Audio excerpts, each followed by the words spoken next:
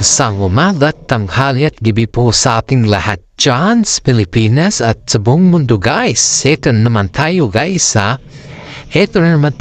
update po patungkol sa Peanuts update. At bago natin umpisa ng ating updates, ay gusto ko lang po introduce sa inyo ang ating intro. Pasok!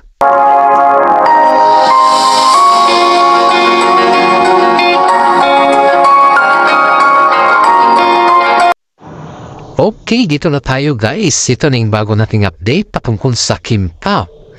Ayon dito sa ating legit na sources po guys, ay si Paolo Avellino at saka si Kim Chiu po ay parang nagpalitan daw sila ng suot.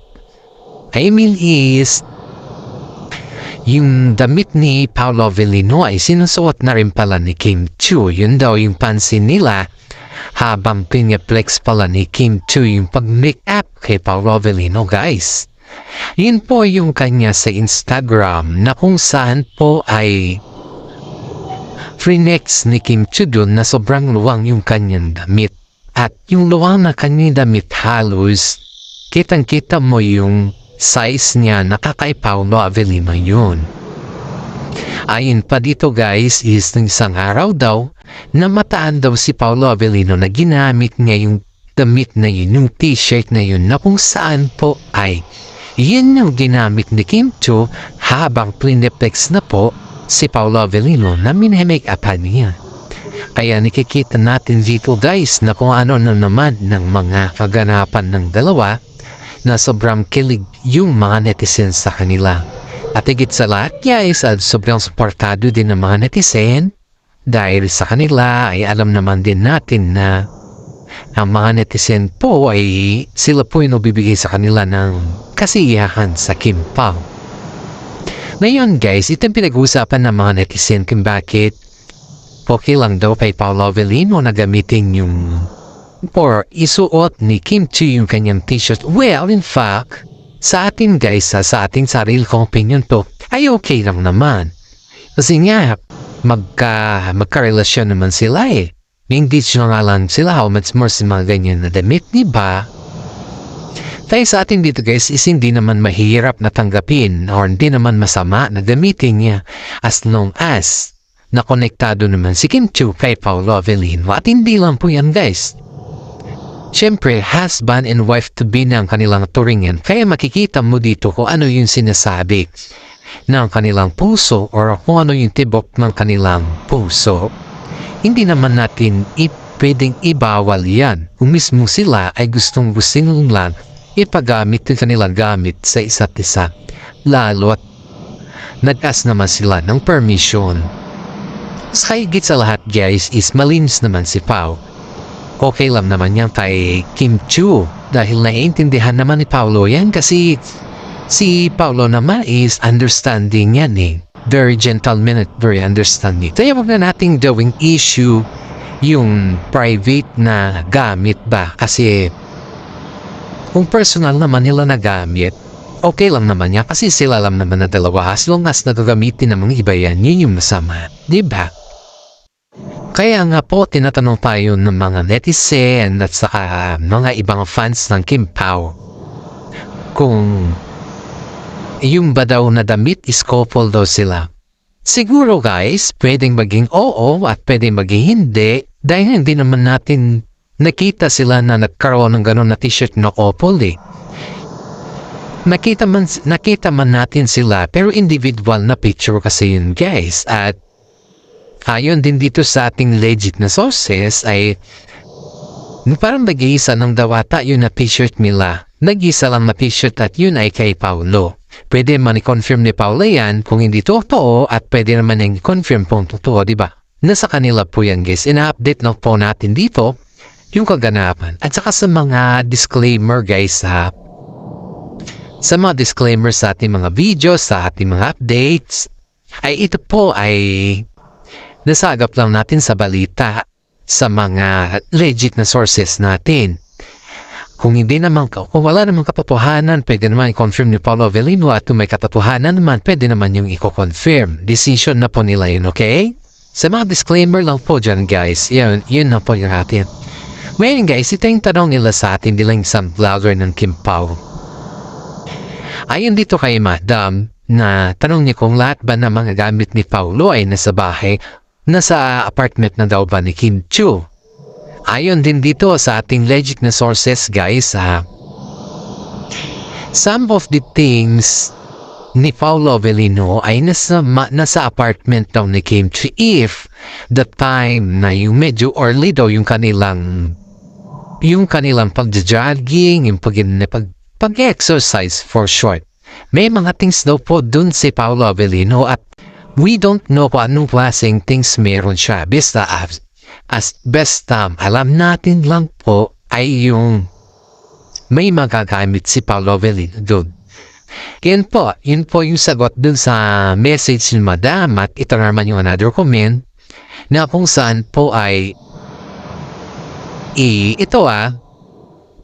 basahin ko lang po.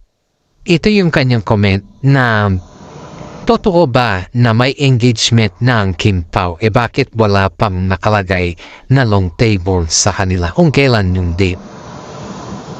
Ito guys, ito yung tanong niyan po. Ito po yung sagot niyan. Ayon dito sa ating mga legit na sources na sumama sa kanila sa Paris ay may nangyari talaga na moment.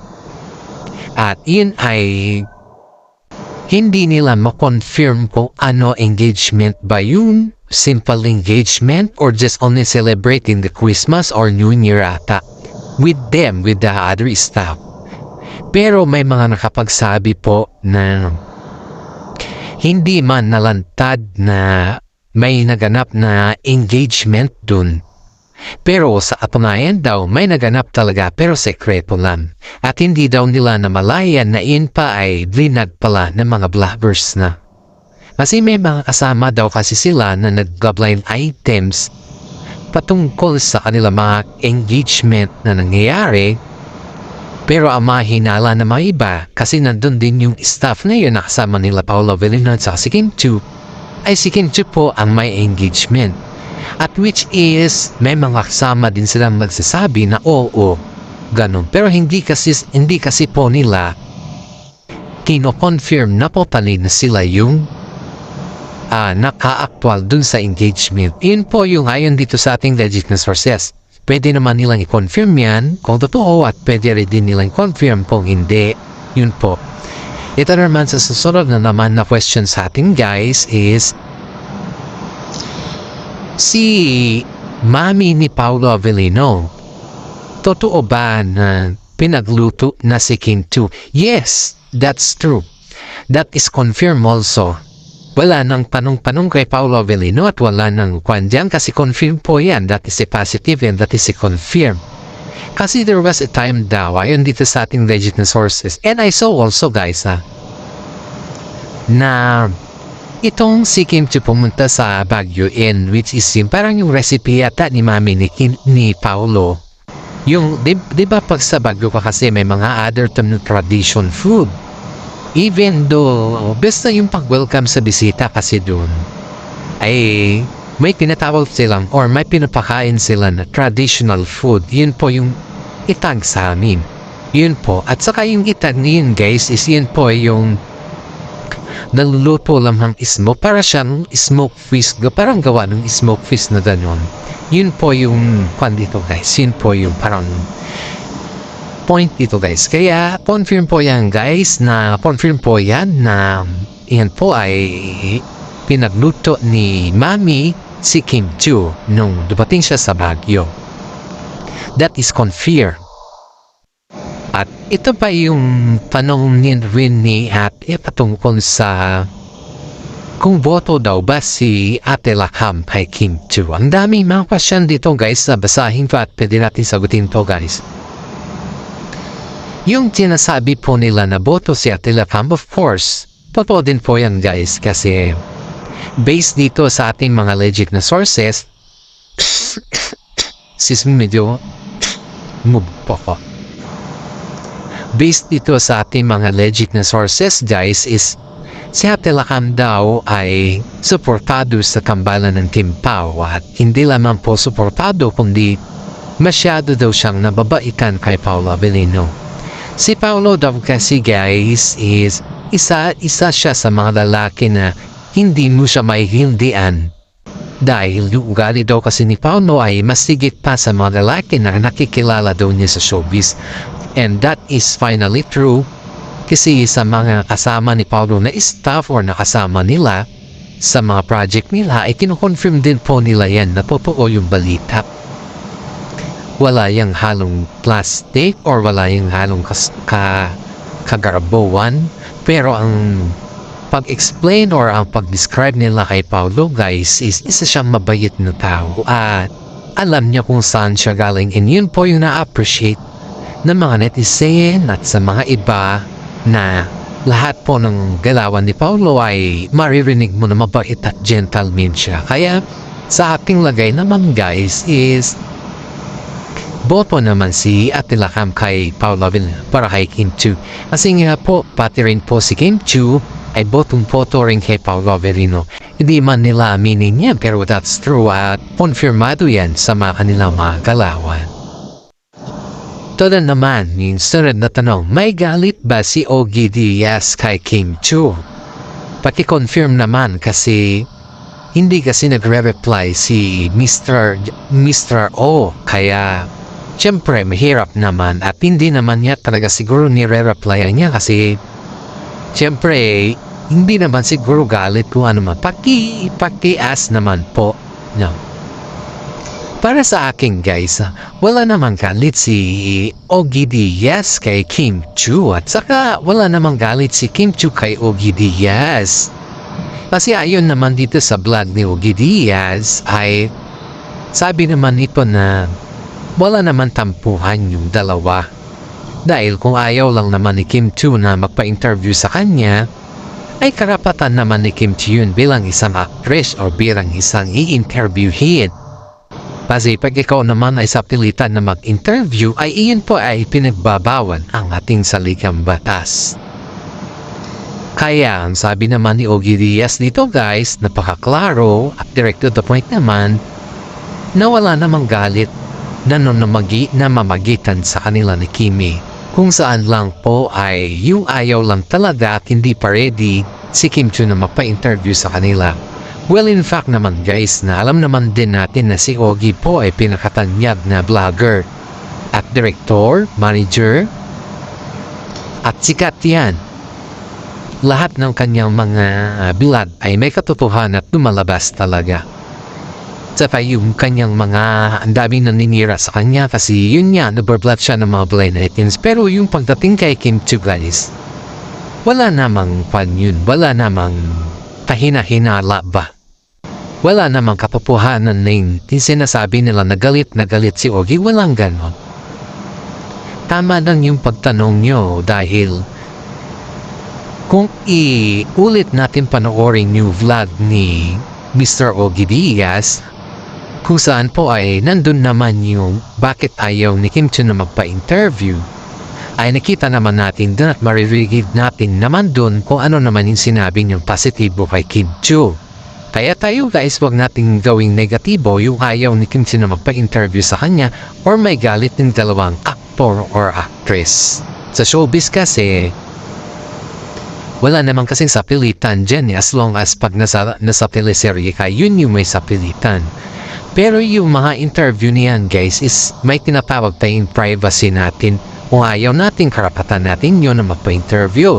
Pero pag gusto natin, karapatan mo din yun magpa-interview. Pero pag ayaw naman, karapatan mo din yun na hindi magpa-interview. Ganun lang yun guys. Kaya huwag natin gawing big deal yun kila Ogie Diaz at saka si Kim Chiu kasi walang katotohanan na may galit si Kim Chiu kay Ogie Diaz at ganun din kay Ogie Diaz. Yun to make it clear lang po kasi may mga vlogger kasi yung nagbablog naman na parang sinisiraan ng dalawa kahit naman okay naman yung kanilang status ba, yung kanilang galawan ba. Sa tingin kasi ng mga iba, pag naririnig kasi nila yung mga binablog pa ng mga iba, sa tingin nila may ugnayan na yung dalawa kahit naman wala. Siyempre, pag ikaw naman kasi nanira ng kapwa mo vlogger o kapwa mo tao ba. Para kasi sa akin is, sinasaludo ko si Ogie Diaz siya yung vlogger na kung saan ang dami mong malalaman na chika. hindi pa pumutok yung bulkan, may chika na siya, na il pa lang ay paputok pa lang. Bago pa lang iputok ni Ogie Diaz or pinutok na ni Ogie Diaz, dun pa lang sila mag-aminan at mag-public statement. Kaya kung yung mga vlog ni Ogie Diaz guys ha, tuwa, akin lang tuwa, opinyon ko lang to. Kung hindi pa brinag ni Ogie Diaz, wala mag-aamin sa kanila at wala tayong manalaman. Kaya itong si Ogie Diaz guys is talagang fan ko to eh. At the same time naman guys is fan ko naman si Kim Chiu. Kaya natin pa yung ating YouTube vlogger, diba? Kaya natin pa yung ating ina-update palagi. Kasi nga fan din natin sila. Kaya ito yung masasabi ko dito, wag natin pag-awayin yung hindi naman nag-aaway. Wag nating gawing issue yung wala namang ka-issue. Kaya yung sagot ko dito, madam, sa iyong tanong sa akin, ay walang alitan na nangyayari at wala ding tampuhan na nangyayari. And this is for today guys, and God bless sa ating lahat at ingat po tayo palagi.